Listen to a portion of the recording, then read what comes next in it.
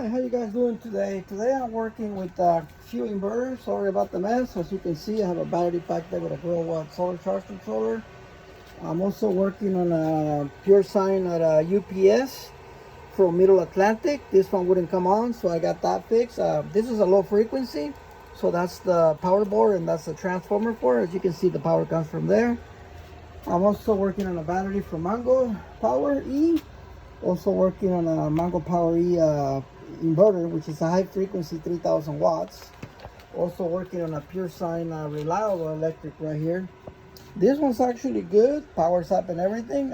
Also this is backwards because of the wiring here. The hot and the neutral are reversed. Make sure you guys be careful when you guys get a reliable electric. Make sure you guys repair that, otherwise it's just gonna burn. This one, the power goes up and down, so most likely it's probably one of these boards. Also working at this grow watt. I got it for $30. Customer, the guy that sold it to me, told me that he paid 500 bucks on eBay and he had a warning light, but I tested it and it works fine. Nothing wrong with it for 30 bucks. It's a 3000 watt 48 volts. And then I got an Ames power inverter, low frequency, as you guys can see right here. This is a 12,000 watt model. I purchased this one for $400, and so the mice got in it, and so of course he blew two of the capacitors that go in here. That's to begin with. So there's two of them that go there. And it also blew up every one of the MOSFETs. As you guys can see, they're blown in there. So the whole power board.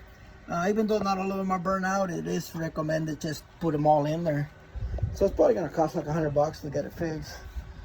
You know, if I don't buy the board, I'm just gonna repair it myself. So anyways, people, I got my work cut out. I got a bunch of inverters. So high frequency here, high frequency there, high frequency and low frequency inverters. This ones do use a lot more power on standby, but you know, they're reliable. You can run the whole house on this thing without an issue.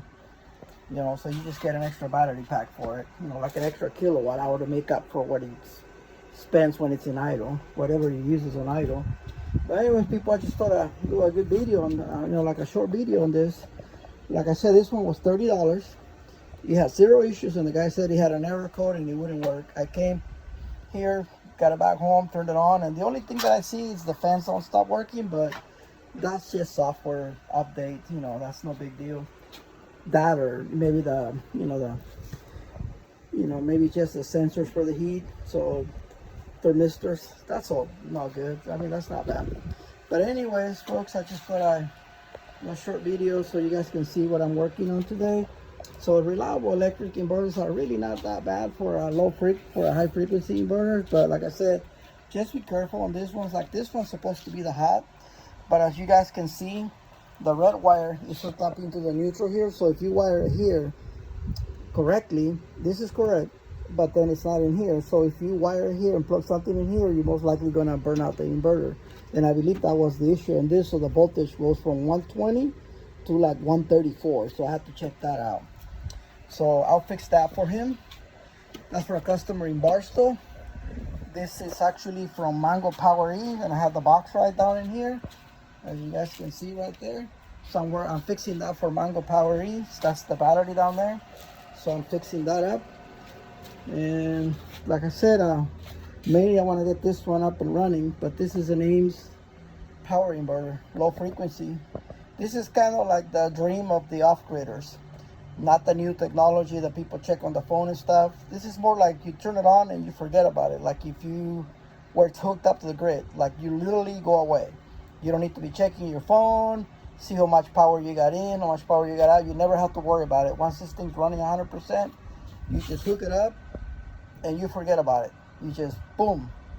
You know, you don't have to be on your phone with a fancy app or none of that crap. This thing will do the job.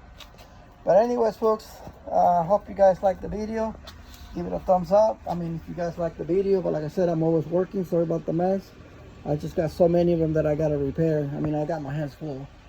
You know, sorry about that, you know, about the mess and stuff, but I do get them done. It's just I don't like electronics, but somehow I ended up getting stuck doing it again.